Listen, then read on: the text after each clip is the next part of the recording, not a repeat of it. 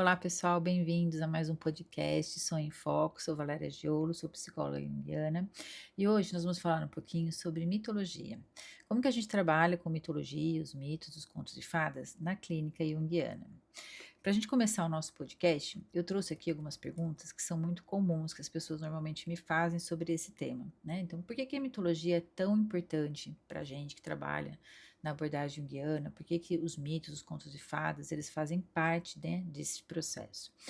Então, a mitologia dentro da psicologia analítica, ela não é um enfeite, ela não é só uma curiosidade. Ela é uma ferramenta mesmo, ela é um recurso muito importante para a gente. E por que que ela é um recurso? Por que que ela é uma ferramenta? Porque ela nos ajuda a explicar para o cliente, ou ela trazer para o cliente umas amplificações que são bastante interessantes. Quando o cliente traz um conteúdo, seja no processo dele ou dentro de um sonho, e a gente traz um mito, a gente traz um elemento de um conto, de um deus, de um herói, de um conto de fadas, a gente consegue fazer um paralelo, uma perspectiva daquele conteúdo que ele está trazendo. E com isso, a gente amplifica aquele entendimento. A ideia de trabalhar a mitologia não é para que a gente consiga explicar as coisas a partir do mito, ou a partir de um deus, a partir de um conto, mas fazer referência e amplificar aquele conteúdo. Então, entender de mitologia é bastante significativo porque, como eles são padrões universais, né, os mitos, os contos de fadas, esses elementos, eles são padrões universais, eles vão aparecer tanto nos sonhos como dentro do consultório, no dia a dia, né, nos contextos que os nossos clientes trazem. E quando a gente consegue fazer esse paralelo, o cliente consegue compreender aquilo que ele está vivenciando, sentindo ou trazendo para a gente. Então, a mitologia ela fala a mesma linguagem do inconsciente, porque é uma linguagem simbólica. E na clínica a gente trabalha com isso, né? Nos sonhos, principalmente, a linguagem que a gente utiliza é a linguagem dos símbolos e das imagens. Então, o nosso inconsciente, ele não conversa com a gente nesta linguagem que a gente utiliza aqui, verbal, né? O nosso inconsciente conversa com a gente na linguagem dos símbolos e das imagens. E ele vai buscar esses elementos para nos passar alguma informação importante. Então, o que que o sonho traz para a gente? Ele traz conteúdos do inconsciente. Para que que o sonho serve? O sonho serve para muitas coisas, entre elas regular a nossa psique. E ele utiliza essa linguagem simbólica para isso. E dentro dessa linguagem simbólica, a gente encontra esse referencial dentro dos mitos e dos contos de fadas. Então, conhecer mitos, conhecer contos de fadas, ele nos permite, né, é um recurso que nos permite ampliar esse conhecimento, esse conteúdo para o nosso cliente. Por isso que é muito importante. Uma pergunta que é muito comum, né? Ah, eu preciso conhecer todos os mitos, né? Conhecer toda a mitologia. Quanto mais nós soubermos sobre isso, mais referencial a gente traz para o cliente, né? Mais exemplos e mais elementos eu consigo trazer. Mitologia é uma coisa muito gostosa de estudar. Eu gosto muito, pelo menos, né? Então, assim, quanto mais elementos, mais referenciais nós tivermos sobre mitologia, melhor a gente amplia esta clínica. Então, o Jung, quando ele estudou, porque o Jung estudou muitas coisas, né? E muitas mitologias. Quando ele foi estudar esse conteúdo, ele percebeu que, como os sonhos falam a mesma linguagem, né, da mitologia, que é uma linguagem de imagens, é uma linguagem profunda da psique, ele conseguia fazer esses links, fazer essas pontes desses conteúdos e, com isso, aprofundar este conteúdo para o próprio cliente, quando ele trazia isso nos sonhos, né? Então, assim, então, o que, que é exatamente o mito para a psicologia analítica? Então, o mito, ele é a forma mais antiga da psique, né, de comunicação, é a forma mais antiga da psique humana de organizar conflitos. Quando a gente estuda, por exemplo, mitologia grega, a gente observa que os deuses gregos, eles são bastante conflituosos e eles são muito humanizados. Os conflitos que os deuses gregos trazem são conflitos humanos, né, aqueles que nós temos no dia a dia. Então, trazer isso para a clínica faz com que o cliente ele se reconheça dentro desta linguagem, dentro deste conteúdo. Então, por ser uma linguagem antiga e ela está presente em todas as épocas e em todas as culturas, a gente consegue fazer muito facilmente esta ponte. Então, o mito, ele traz, né, a mitologia, tanto os mitos como os contos de fadas, eles são a forma mais antiga de linguagem e de expressão humana, e é uma expressão profunda mesmo, né, porque ele atravessa os tempos e atravessa todas as culturas. Então, o que que a gente encontra, né, dentro da mitologia? A gente encontra, tensões, né, de liberdade, a gente encontra dilemas de escolha, a gente encontra medo, a gente encontra perda, renascimento, as relações de poder, sexualidade, as relações com o pai, com mãe, tá tudo lá, tudo presente, tanto nos mitos como nos contos de fadas. Então a gente traz isso, né, esta linguagem e a gente conecta isso, ao conteúdo que o nosso cliente ele está trazendo.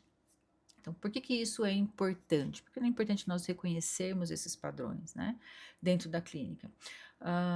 Reconhecer esse padrão é reconhecer essa estrutura psíquica universal, que todos nós temos, né? Então, está no coletivo. E com isso, a gente aprofunda e acompanha o processo do nosso cliente sem precisar nomear as coisas, né? Porque vai acontecendo de um formato absolutamente natural dentro do processo dele. Mas o Jung ele utilizava isso para analisar os sonhos? Não, o Jung ele utilizava isso para ampliar.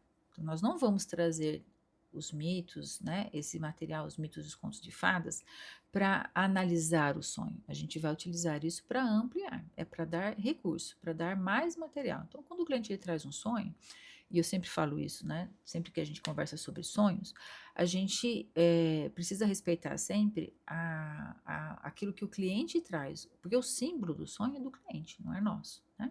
Então, tudo que ele traz é ele que vai eh, dar o sentido para o que aparece, porque o símbolo é do cliente, sempre será, porque o símbolo ele é individual. E é por isso que não funciona quando a gente pensa em análise de sonhos e buscar significado de sonhos em livros ou na internet, ou até mesmo nas IAs. Porque o símbolo, ele é exclusivo, ele é do cliente, está relacionado àquele momento de vida da pessoa. Então, ele vai, e o próprio sonhador é que vai significar aquilo que está aparecendo. Então, ele vai dar um significado para aquele conteúdo. O que que nós vamos fazer? Com os mitos, né, com a mitologia, com os contos de fadas, a gente vai ampliar isso. Então ele traz um significado do sonho. A gente conta um mito, aquilo pode dar um referencial maior do sentido que ele encontrou dentro daquele sonho. Então o Jung ele não usava a mitologia para analisar nada, ele só utilizava os mitos, né, para ampliar. Então ele fazia essas associações, né, ele contribuía dentro do processo para essa ampliação, para que o cliente alcançasse lugares melhores ou maiores desse conteúdo, deste entendimento, tá? E quando que a gente não utiliza, por exemplo, a mitologia, quando a gente não introduz isso ainda? Quando o cliente ainda está fazendo as associações pessoais dele. Então, o cliente, quando a gente está trabalhando o sonho, ou mesmo os conteúdos do consultório, o cliente está fazendo as próprias associações pessoais. Então, ele está ligando aquilo a ele, está fazendo as pontes, as conexões. Neste momento, a gente não introduz a mitologia, ou a gente não precisa ainda entrar no contexto desta ampliação. Depois que ele encerra esta parte né, dele fazer as próprias associações, aí a gente pode utilizar esse ferramental para amplificar, e isso é muito legal. Então, quando que faz sentido, né, utilizar a mitologia dentro de uma sessão? Então, quando a imagem que aparece do sonho, ela ainda é maior do que a biografia dele, quando o símbolo está repetindo padrões universais. Então, se ele está sonhando muito com símbolos que repetem padrões, faz muito sentido a gente trazer a mitologia, os mitos, os contos de fadas. Quando esse cliente ele está vivendo algo que atravessou camadas muito diferentes da vida dele, quando existe um movimento psíquico maior do que o evento específico, então a gente introduz para que a gente possa ajudá-lo, né, a amplificar tudo isso. E a gente não utiliza quando ele ainda está fazendo as próprias associações, tá? E nem para apenas para mostrar conhecimento. É, Se não cabe introduzir um conto ou um mito, a gente não vai fazer, né? A ideia não é que mostrar que a gente sabe sobre isso, a ideia é a gente realmente utilizar este recurso para contribuir dentro do processo. E é apenas nesses momentos, né, nesse contexto que faz sentido a gente utilizar esse material, tá? Então, qual que é a ordem correta, né, para se trabalhar essas imagens, esse conteúdo onírico? Então, quando a gente trabalha com sonhos, a gente vai sempre olhar num determinado contexto. A gente vai olhar o afeto, né, o que aquela imagem provocou no cliente, porque sempre causa uma emoção. Então, ele pode sentir angústia, ele pode sentir alegria, ele pode sentir medo. A gente vai reconhecer o afeto que a imagem, aquele conteúdo trouxe para o cliente. A gente vai associar aquilo à vida do cliente, que é aquilo que ele está vivendo. A nossa psique, ela é atemporal.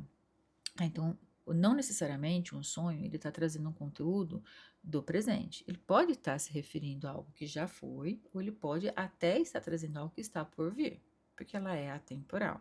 Mas fazer esta conexão, olhar para isso, fazer essa associação da vida, do que está acontecendo, né, na vida do cliente no momento, também ajuda a compreender o que essa psique está querendo dizer, porque em muitos momentos ela está fazendo uma compensação, que é a função dos sonhos, né? A função do sonho é uma função regulatória, é regular esta psique.